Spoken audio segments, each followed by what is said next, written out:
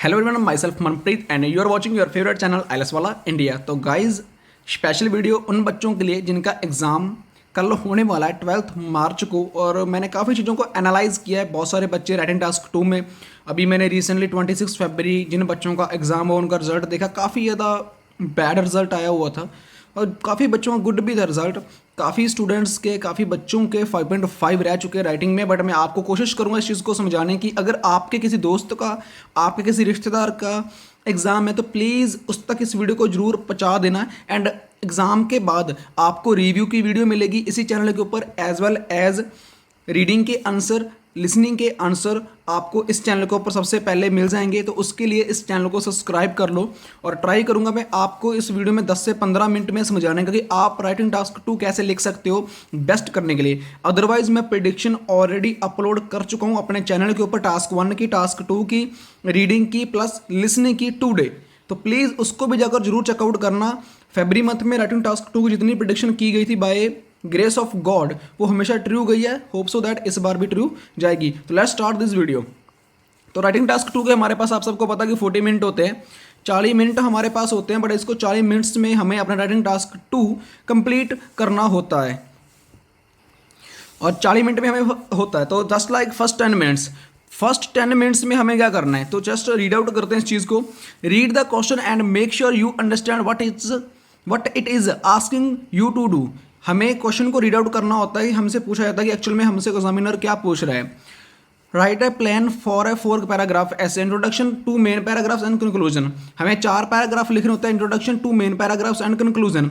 And spend most of the 10 minutes thinking of ideas for the 2 main paragraph. हमारे पास 10 minute होते हैं, हमें उन 2 पैराग्राफ्स में एक्चुअल में अपना आइडियाज़ को एलैबोरेट करना होता है कि कैसे आप बेस्ट कर सकते हो। तो 5 मिनट इंट्रोडक्शन, हमारे पास 5 मिनट होते हैं। मैं आपको एंड में बताऊंगा कि आप इंट्रोडक्शन को कैसे पैराफ्रेज कर अपना 1 बैंड स्कोर कवर कर सकते हो। लास्ट में आपको उस चीज़ के बारे में बताऊंगा। और 20 मिनट्स, 10-10 मिनट होते हैं हमारे पास उस चीज़ को एनालाइज करने के, पैराग्राफ को, अपने आइडियाज़ को, उस चीज़ को अच्छे से लिखने के। और लास्ट 5 मिनट में मुझे अपना क्या करना होता है, कंक्लूजन को रीड आउट करना होता है। और एक चीज़ याद रखें, 2 पैराग्राफ्स में आपने दोनों पैराग्राफ में एक एक एग्जाम्पल जरूर देनी है, तभी हमारा बेस्ट जाएगा पैराग्राफ।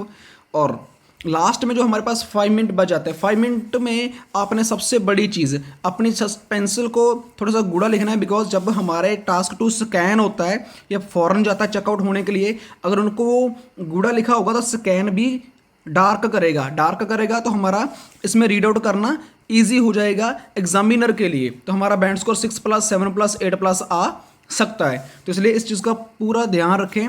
इसको जितना हो सके अपनी कॉपी के ऊपर डार्क लिखने का ट्राई करें। और लास्ट 5 मिनट में आपने जो हमें मिस्टेक्स चेकआउट करनी है, सबसे पहली मिस्टेक जो हमें चेकआउट करनी है वो हमें चेकआउट करनी है अपने स्पेलिंग चेकआउट करने हैं। सैंगडीज आपने चेकआउट करना है कि आपने कहाँ पर कॉमा लगाया है, कहाँ पर आपने फुल स्टॉप लगाया है। इस चीज़ को एनालाइज करना बहुत ज़्यादा जरूरी है, नहीं तो आपके 2 बैंड स्कोर कट हो जाते हैं। Spelling.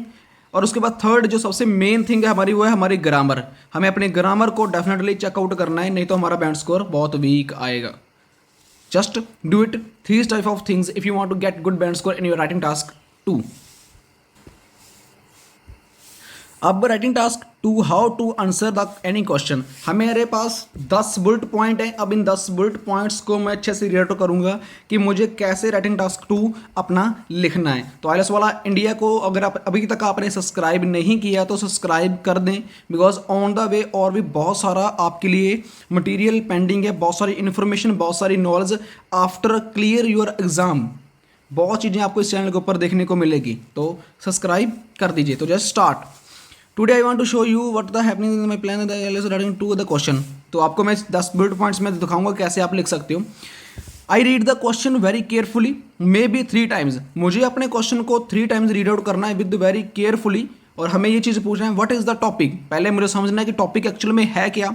What is the question asking me to write about, कि एक्चुअल में मुझे क्वेश्चन क्या पूछा गया है, क्या लिखने के लिए।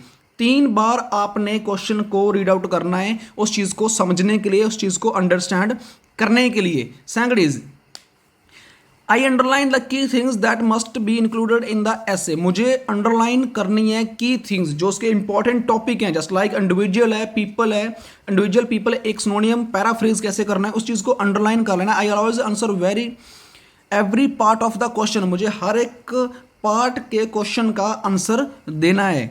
Now I think about my 4 paragraph structure. Now उसके बाद अपने रीड आउट करने के बाद मुझे 4 पैराग्राफ का स्ट्रक्चर बनाना है। First of all introduction, second is B1, B2 and conclusion. I can write any type of essay in 4 paragraphs. I just need to decide what to put in each paragraph. मुझे decide करना है कि actual में मुझे इन 4 paragraph में मुझे क्या लिखना है। आपने जस्ट साइड पे बुलेट पॉइंट लिख देने 1 या 2 मिनट के अंदर, और उसके बाद आपने I need to give my opinion, मुझे ओपिनियन देना है अपना। I think what is the easiest opinion to explain, सबसे ईजी ओपिनियन क्या है उस चीज़ को एक्सप्लेन करने का। Good vocabulary could I use, मुझे वोकैबुलरी को यूज़ करना है, पर हर एक सभी पैराग्राफ में मैं वोकैबुलरी को यूज़ नहीं कर सकता, but try to will that कि आप गुड वे के साथ वोकैबुलरी को यूज़ करने का ट्राई करें। और उसके बाद आपने write down some vocabulary ideas that are related to your topic, आपने टॉपिक के रिलेटेड उन चीज़ों को ट्राई करना। I try to write 2 sentences for the introduction, introduce the topic, then give a simple answer. Introduce करना है, introduction करनी है, उसके बाद अपने सिंपल आंसर का जवाब देना है। टोटल आपको इसमें ये बताया गया आप कैसे गुड वे के साथ अपना लिख सकते हो। If I know that I write about 10 words per line, मुझे 10 वर्ड्स लिखने हैं per line, and I quickly check the approximate number of words that I have written. अपने 250 वर्ड्स को जरूर चेकआउट करना कि आप कैसे लिख सकते हो, कैसे आपने राइट डाउन किया।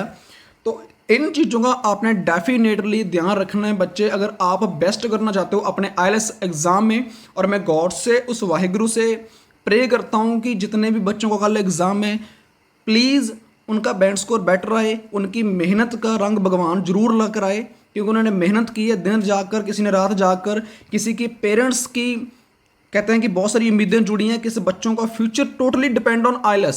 तो मैं प्रे करता हूँ, होप सो दैट IELTS वाला इंडिया आपकी ऐसे ही हमेशा हेल्प करता रहेगा। अब नेक्स्ट मैं आपको सिखाता हूँ कि इंट्रोडक्शन आप इजी वे के साथ कैसे लिख सकते हो, पैराफ्रेज कैसे कर सकते हो बिल्कुल सिंपल वे के साथ। अब मैं आपको बताता हूँ कि मैं इंट्रोडक्शन को कैसे लिख सकता हूँ। मैंने नीचे टास्क 2 यहाँ पर आप देख सकते हो अपनी स्क्रीन के ऊपर, उसकी चीज़ों को एलैबोरेट किया हुआ है। अब यहाँ पर आपको यहाँ पर क्वेश्चन देखने को मिलेगा और यहाँ पर आंसर देखने को मिलेगा। तो ट्राई करता हूँ मैं आपको पूरा इस चीज़ को समझाने की। तो लेट्स स्टार्ट। तो यहाँ पर for writing task 2 keep your introduction short and simple, आपने अपने इंट्रोडक्शन शॉर्ट लिखनी है और सिंपल लिखनी है। कहते हैं ना कि first expression that is the last expression, don't waste time writing a long introduction. अपना टाइम कभी भी वेस्ट ना करें लॉन्ग इंट्रोडक्शन को लिखने का। The main body paragraphs are more important, main paragraph जो बॉडी के वो बहुत ज़्यादा इंपॉर्टेंट है। A good IELTS writing introduction need only 2 things, जो गुड इंट्रोडक्शन लिखनी होती है वो ओनली 2 थिंग्स हमसे लेती है। A sentence that introduce the topic, हमें इंट्रोड्यूस करना है अपने टॉपिक को। Second is sentence that gives a short general answer to the question, हमें जर्नल आंसर देना है, नेम सिंपल आंसर देना है अपने क्वेश्चन का। हियर इज ए एग्जाम्पल, आपके लिए यहाँ पर एग्जाम्पल है। एग्जाम्पल आपको क्वेश्चन पहले रीड आउट करते हैं। A computers are being used more and more in education, there will soon be no rule for the teacher in the classroom, to what extent do you agree और disagree. अब हमने इसको example लिखा है बिल्कुल simple way के साथ। अब मैं आपको उस चीज़ को रीड आउट करवाता हूँ कि आप कैसे लिख सकते थे। तो जस्ट आप यहाँ पर फोकस करें। It is true that computers have become an essential tool for teachers and students in all area of education. ये बात सच है कि ये एक बहुत ज़्यादा इंपॉर्टेंट हो चुका है स्टूडेंट्स के लिए एंड एजुकेशन के अंदर कंप्यूटर्स का मेन जो रोल है। However, while computers are extremely useful, भी बहुत ज़्यादा यूजफुल है, I do not agree with the idea that they could soon replace teachers completely. तो इसमें डायरेक्ट मैंने डिसएग्री कर दिया कि मैं डिसएग्री नहीं हूँ कि रिप्लेसमेंट कर देना चाहिए टीचर्स को। तो इसमें मेन चीज़ क्या यूज़ की गई आप यहाँ पर देखिए, उस चीज़ को क्लियर कट आपको समझाने की कोशिश की गई है। In the first instant I introduce the topic of computer in education, first line में मैंने क्या किया, इंट्रोड्यूस कर दिया टॉपिक को कंप्यूटर का। जो मेन था सेकंड लाइन में मैंने क्या किया, in the second sentence I answer the question and make my opinion clear. मैंने आंसर दिया बट मैंने अपना ओपिनियन क्लियर कर दिया इंट्रोडक्शन में। Don't wait till the conclusion to give your opinion. तो मैंने जस्ट क्लियर कर दिया, मेरी इंट्रोडक्शन कंप्लीट होगी। और कंप्लीट होने के बाद अब मैं जो फोकस करूंगा वो अपने B1 B2 and just conclusion के ऊपर फोकस करूंगा। बिल्कुल सिंपल में लिख कर आओगे, आपके 9 बैंड स्कोर कहीं भी नहीं गए बच्चे। Just do it right now. तो अपना माइंड फ्रेश रखें, नई चीज़ों को फोकस ना करें। जो आज तक आपने देखा सीखा पढ़ा है जस्ट उसके ऊपर आप फोकस कर कर अपना रिजल्ट को बेस्ट लेकर आए। बेस्ट विशेस बाय आईएलएस वाला India. Good luck everyone. Thank you so much for watching. Keep supporting, keep love. I need your support. Must subscribe this channel.